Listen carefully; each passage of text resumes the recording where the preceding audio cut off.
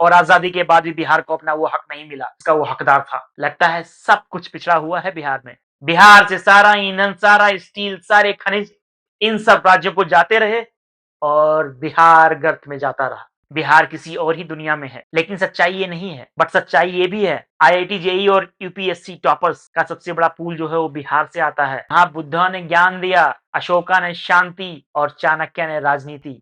बिहार ने वो दौर देखा है जब दुनिया बिहार से सीखती थी, बिहार से चलती थी और बिहार से बदलती थी। और यही नहीं, चंद्रगुप्त मौर्य ने पाटलिपुत्र से अखंड भारत का निर्माण किया था। ये लाइब्रेरी इतनी बड़ी थी कि जब उसमें आग लगाई गई तो वो 3 महीनों तक जली। चाइना, कोरिया, जापान और पता नहीं कितनी कंट्री से लोग आते थे नालंदा यूनिवर्सिटी में पढ़ने के लिए। वो चली गई इन सब राज्यों को। बिहार को क्या मिला? बिहार कहीं ज्यादा आगे था इन सब राज्यों। Hi everyone, welcome back to my channel. So आज की कहानी बहुत ही इंटरेस्टिंग है। मैं बात करने जा रहा हूँ बिहार की। बिहार जो आजकल चर्चाओं में है, और मैं बिहार की बात इसलिए कर रहा हूँ क्योंकि आजकल ये सोशल बज़ बना हुआ है मिस इन्फॉर्मेशन का बिहार के बारे में। तो मैं बिहार के बारे में आपको कुछ ऐसी बातें बताने वाला हूँ जो आपको सोचने पे मजबूर कर देगी। तो बने रहिए वीडियो के अंत तक जानने के लिए कि other side of this story क्या है। तो रिसेंटली मेरा इंडिया जाना हुआ and I got the opportunity to visit Bihar. मैं अक्सर जाता रहता हूँ जब भी मौका मिलता है। ये कभी भारत के सभ्यता की बैकबोन हुआ करता था। यहाँ पे जन्म लिया मौर्यों ने, गुप्तों ने, पालाओं ने। यहाँ पे जन्म लिया आर्यभट्ट ने, कालिदास ने। इन महान हस्तियों ने जन्म लिया है बिहार की धरती। आज जब हम बिहार का नाम लेते हैं तो ज़हन में क्या आता है? तो ज़हन में एक गरीब और पिछड़े हुए राज्य का इमेज आता है। लगता है सब कुछ पिछड़ा हुआ है बिहार में। बिहार किसी और ही दुनिया में है, लेकिन सच्चाई ये नहीं है। बिहार ने वो दौर देखा है जब दुनिया बिहार से सीखती थी, बिहार से चलती थी और बिहार से बदलती थी। यकीन मानिए, मैं आपको हिस्ट्री के उन पन्नों में ले जा रहा हूँ जहां आपको लगेगा ये क्या हो गया बिहार के साथ। बिहार तो ये नहीं था, बट हुआ कैसे? मैं एक-एक चीज़ें बताऊँगा, आपके सामने लेके आऊँगा।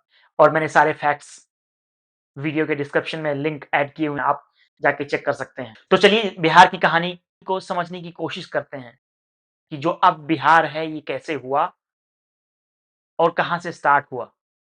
और बिहार की जर्नी पहले मैं सेकंड सेंचुरी में जाना चाह सेकंड सेंचुरी में जब गुप्ता वंश राज करता था बिहार पे, तो भारत को लोग कहते थे कि ये भारत का गोल्डन पीरियड है, स्वर्णिम युग है भारत का, जब गुप्ताओं का राज था बिहार में। बिहार को उस टाइम मगध के नाम से जाना जाता था और ये बिहार जो है वो भारत का सुपर पावर हुआ करता था क्योंकि सारे राजाओं की राजधानी जो है वो पाटलिपुत्र हुआ करती थी, जिसे आप पटना के नाम से जानते हैं। और यही नहीं, चंद्रगुप्त मौर्य ने पाटलिपुत्र से अखंड भारत का निर्माण किया था और सम्राट अशोक ने गवर्नेंस का एक सुपर मॉडल दिया। कहा गया कि साइंस, मैथ्स, एस्ट्रोनॉमी, लिटरेचर सब यहीं से पुश हुआ था। और दोस्तों, कालिदास और आर्यभट्ट इसी धरती की देन है। ऐसे-ऐसे महान लोग हुए हैं बिहार की धरती में।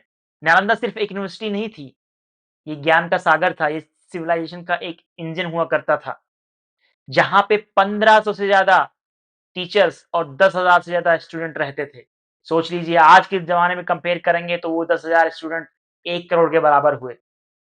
एक ऐसी यूनिवर्सिटी जिसमें इतने सारे लोग पढ़ते थे। नालंदा यूनिवर्सिटी की लाइब्रेरी इतनी बड़ी थी कि जब उसमें आग लगाई गई तो वो 3 महीनों तक जली थी। 3 महीने तक।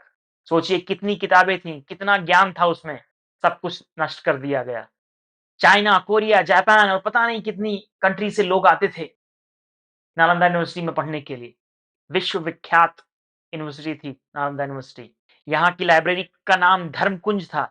11th सेंचुरी में जब बख्तियार खिलजी ने अटैक किया, तो ना सिर्फ उसने नालंदा को जलाया, नालंदा की लाइब्रेरी को जलाया, बट उसने एक सिविलाइजेशन को भी नष्ट कर दिया। और सारे ट्रेड जो बिहार से हुआ करते थे, वो कोस्टल एरियाज में शिफ्ट हो गए उसके बाद।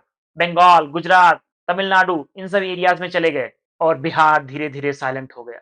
वो पहले का बिहार जो कभी इंटेलेक्चुअल और इंडस्ट्री का हब हुआ करता था, वो गुमनाम हो गया। 1764 के बैटल ऑफ बक्सर ने ब्रिटिश लोगों को बिहार का मालिक बना दिया और उसके बाद जो परमानेंट सेटलमेंट एक्ट ब्रिटिश लोग लेके आए, उसने किसानों को गुलाम बना दिया और जमींदारों को सुपर पावरफुल। इस तरीके से अंग्रेजों ने ना सिर्फ बिहार को रॉ मटेरियल की कॉलोनी बनाया, बल्कि बिहार को सूखे के गर्त में भी धकेल दिया। एजुकेशन और इंडस्ट्रीज इंटेंशनली सप्रेस की गई और आज़ादी के बाद भी बिहार को अपना वो हक नहीं मिला, जिसका वो हकदार था। 1952 में जब फ्राइट इक्वलाइज़ेशन पॉलिसी लाई गई, तो उसने बिहार की कमर तोड़ दी। इस पॉलिसी ने सारा फ़ायदा महाराष्ट्र, गुजरात, आंध्र इन सब राज्यों को दे दिया। 1952 की फ्राइट इक्वलाइज़ेशन पॉलिसी ने माइनिंग का सारा फ़ायदा तमिलनाडु, महाराष्ट्र, गुजरात, आंध्र इन सब राज्यों को दे दी। जो फ़ायदा, जो इंडस्ट्रीज़ बिहार में लगनी चाहिए थी, वो चली गई इन सब राज्यों को। बिहार को क्या मिला? बिहार को मिली रेल की पटरियाँ, बिहार को मिले वो रेल के डिब्बे, जिसमें वो भेजने लगा अपने मजदूर इन सब राज्यों की तरक्की के लिए इन सब राज्यों में। 1960 में बिहार की इकोनॉमी कहीं ज्यादा थी तमिलनाडु, आंध्र, महाराष्ट्र इन सब स्टेट से। मैंने कुछ फैक्ट, स्क्रीनशॉट्स, लिंक्स डिस्क्रिप्शन में डाले हैं, आप जाके खुद चेक कर सकते हैं। 1960 में, मैं कोई सेंचुरीज की बात नहीं कर रहा हूं, 1960 में बिहार की इकोनॉमी जो थी वो बेटर थी, पर कैपिटा इनकम जो थी वो बेटर थी तमिलनाडु से, महाराष्ट्र से, आंध्र से, इवन केरला से। ये कोई मैं सदियों पुरानी बात नहीं बता रहा हूं, मैं आपको 70 साल का डेटा दे रहा हूं, जिसमें बिहार कहीं ज्यादा आगे था इन सब राज्यों से। जहां स्टील की मिल बननी थी, जहां स्टील की फैक्ट्रियां लगनी चाहिए थी, वहां सिर्फ रेल के डिब्बे, मालगाड़ी की पटरियां आई उनके ईंधन को ले जाने के लिए। बिहार से सारा ईंधन, सारा स्टील, सारे खनिज इन सब राज्यों को जाते रहे और बिहार गर्त में जाता रहा। बिहार से स्टील, कोयला, ईंधन, माइनिंग जितने भी प्रोडक्ट्स है सब इन सब राज्यों को जाते रहे, इन सब राज्यों की तरक्की होती रही और बिहार गर्त में जाता रहा। लोग देखते रहे। और ये सब बहुत पुरानी बात नहीं है, ये सब 1960s की बात है। 1950s 60s की बात मैं कर रहा हूं। सोचिए, इन सब स्टेट के लोग क्या कहते हैं? ये राज्य कहते हैं ये राज्य कहते हैं कि बिहार सिर्फ मजदूर बनाता है, बिहार कोई लीडर नहीं बनाता, कोई टैलेंट नहीं बनाता। ये कौन कह रहा है? ये जो बिहार का असली फायदा लिए हैं वही राज्य कह रहे हैं। और सोशल मीडिया पे पूरा उनका सपोर्ट होता है, बिहारियों को कोई सपोर्ट नहीं करता। क्यों? क्योंकि वो अवेयरनेस नहीं है, वो जागरूकता नहीं है। इसलिए मैं ये बात बताना चाहता हूं आपको, ये दूसरे साइड की स्टोरी इसलिए मैं शेयर कर रहा हूं आपके साथ। मैं आपको कुछ पॉलिटिकल केओस जो हुआ बिहार में उसकी भी बात बता रहा हूं। 1980 से लेके 2005 ये बिहार के लिए अभिशाप था, ये बिहार के लिए ब्रेकडाउन का दौर था। Caste based politics, corruption, kidnapping economy, ये सब बूम पे थी। इसने बिहार को और गर्त में धकेला। कोई इंफ्रास्ट्रक्चर का डेवलपमेंट नहीं, लूट मार खसोट यही सब चल रहा था। एक टाइम तो ऐसा लगा कि माइग्रेशन की सुनामी सी आ गई है बिहार में। वर्कर्स जो थे वो ट्रेन बोर्ड करते थे और दिल्ली, लुधियाना, पंजाब जाने लगे। और आज हालात ये है कि रिवर्स माइग्रेशन होने के बावजूद भी बिहार के वर्कर्स, बिहार के यूथ बिहार से ड्रेन होते जा रहे हैं। और गवर्नमेंट बिहार को क्या दे रही है? ट्रेन के डिब्बे। 2005 के बाद बिहार में गवर्नेंस वापस लौटा, बट नुकसान इतना हो चुका था कि रिकवरी में बहुत लंबा टाइम लगने वाला था। रोड्स, इलेक्ट्रिसिटी, पुलिसिंग सब रिवाइव होना शुरू हुआ। 2006 से 12 तक बिहार का ग्रोथ मोर देन 11% था, जो एक वर्ल्ड रिकॉर्ड है जिसको पूरे विश्व ने रिकॉग्नाइज किया। बट अगेन नुकसान इतना हो चुका था कि स्पीड जो थी 11% की वो एनफ नहीं थी। बिहार को चाहिए थी और स्पीड, और बिहार को अभी भी चाहिए बहुत बड़ी स्पीड अगर उसको देश के साथ साथ चलना है। तो बिहार को चाहिए ऐसा पुश जो बिहार को एकजुट कर दे और बिहार के यूथ को सोचने पे मजबूर कर दे। 2012 के बाद स्कूल इनरोलमेंट रेट इंडिया में सबसे फास्ट बढ़ा बिहार में। और पंचायत लेवल पर जहां पे महिलाएं पंचायतों को सबसे ज्यादा लीड कर रही हैं वो राज्य है Bihar. PMCH, Patna medical college और पता नहीं कितनी मेडिकल कॉलेज की इंफ्रास्ट्रक्चर, ढेर सारे progress. I am not sure that is enough. Bihar ने रिन्यूएबल एनर्जी, रूरल इलेक्ट्रिफिकेशन, और बिहार ने रिन्यूएबल एनर्जी, रूरल इलेक्ट्रिफिकेशन, इन सब में 3-4 सालों, पिछले 3-4 सालों की बात मैं कर रहा हूं, पे टॉप पे रहा पूरे कंट्री में।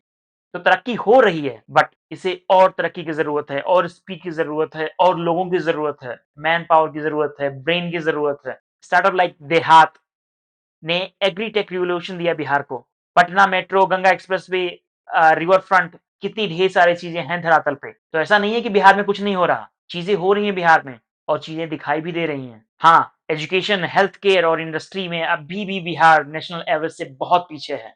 और मैं वही बात कर रहा हूं, मैं दोहरा रहा हूं उस बात को कि बिहार में वो स्पीड नहीं है। बिहार में चीजें हो तो रही हैं, बट उस स्पीड से नहीं हो रही है जिस स्पीड से होनी चाहिए। मीडिया अक्सर सिर्फ बिहार की प्रॉब्लम्स दिखाती है, बट सच्चाई ये भी है आईआईटी जेई और यूपीएससी टॉपर्स का सबसे बड़ा पूल जो है वो बिहार से आता है। देहात और हस्त पावर जैसे स्टार्टअप भी हुए हैं बिहार से।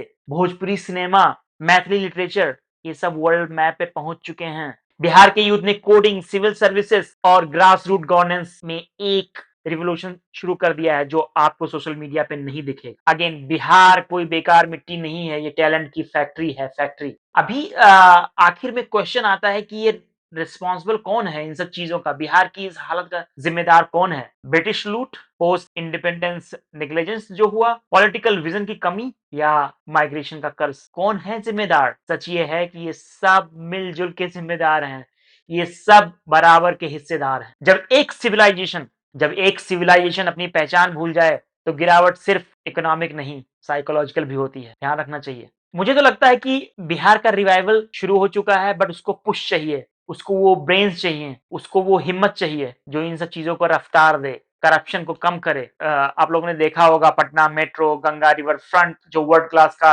इंफ्रास्ट्रक्चर, फिर ये देहात जिसने 30 लाख फार्मर्स को डायरेक्ट बेनिफिट दिया हुआ है, एम्स पटना, और पता नहीं कितने 3 या 4 नए मेडिकल कॉलेजेस। बिहार के जो स्टूडेंट हैं वो सिलिकॉन वैली से लेके इसरो मिशन में भी काम कर चुके हैं। तो इसका मतलब ये नहीं है कि बिहार सिर्फ लेबर बनाता है, सिर्फ लेबर की फैक्ट्री है।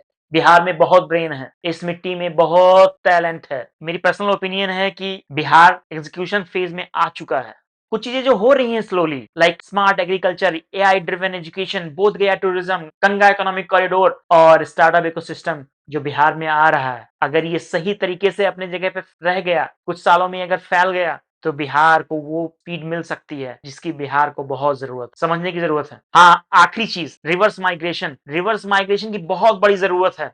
और उसके लिए बिहार को क्या करना होगा? बिहार को अपने यहाँ इंडस्ट्रीज लगानी होंगी, अपने यहाँ रोजगार पैदा करने होंगे। बिहार को फ्री के लॉलीपॉप से कुछ नहीं होने वाला। अभी मैं एक वीडियो देख रहा था, उसमें एक यूथ था जो बोल रहा था कि उसे नहीं चाहिए मेट्रो, उसे नहीं चाहिए एयरपोर्ट, उसे चाहिए वो 3 पहिया का टेम्पो। मेट्रो टेट्रो हमरा ना चढ़ेला, टेम्पो साइकिल बहुत बढ़िया है, लालूए के राज बढ़िया आले हमरा ला। तो ऐसी मानसिकता कैसे तरक्की लाएगी, कैसे होगा विकास? अब जब आप अपने सपने ही नहीं देखेंगे, जब आप हवाई जहाज का सपना ही नहीं देखेंगे, तो ऑब्वियसली आप टेम्पो ही चलाएंगे। जिनके सपने बड़े नहीं होते उनके हकीकत कैसे बड़े होंगे, ये सोचने की जरूरत है। तो ये बिहार की जनता को सोचना है, ये बिहारियों को सोचना है कि उनको क्या चाहिए और किस राह में उनको आगे बढ़ना है। बिहार कभी भारत का एक हिस्सा नहीं था, ये भारत का ब्लूप्रिंट हुआ करता था, जहां बुद्धा ने ज्ञान दिया, अशोका ने शांति और चाणक्य ने राजनीति। ये वो धरती है, ये वो मिट्टी है। हाँ, अगर बिहार उठता है, बिहार की तरक्की होती है, तो भारत फिर से पूरा हो जाएगा। बस मैं यही कहना चाहूंगा। अगर आपको मेरा ये वीडियो अच्छा लगा तो मेरे पेज को सब्सक्राइब कीजिए, इससे मुझे बहुत मोटिवेशन मिलेगा। और कमेंट में मुझे बताइए कि आप नेक्स्ट वीडियो कौन से टॉपिक पे देखना चाहते हैं। मैं आपको दूसरे साइड की स्टोरी ऐसे सच्चाई के साथ बताता रहूंगा। बस आखिर में यही कहना चाहता हूं, तो क्या आप रेडी हो बिहार के कमबैक के लिए? कमेंट में मुझे जरूर बताइए। Thank you everyone, thank you for watching.